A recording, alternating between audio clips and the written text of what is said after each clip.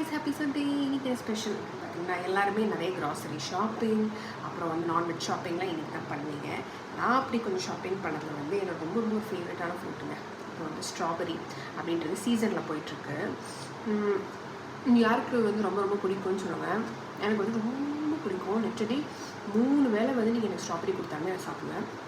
இதுலேயே வந்து நீங்கள் ஜாம் பண்ணலாம், அப்புறம் வீட்டில் ஐஸ்கிரீம் பண்ணலாம், என்னென்ன பண்ணி வைக்க முடியுமோ பண்ணி வைக்கலாம்.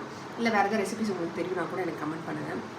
பட் சீசன் டைமில் ஃப்ரூட்ஸ் வாங்கி சாப்பிட்றது இட்ஸ் வெரி குட், நல்லாயிருக்கும்.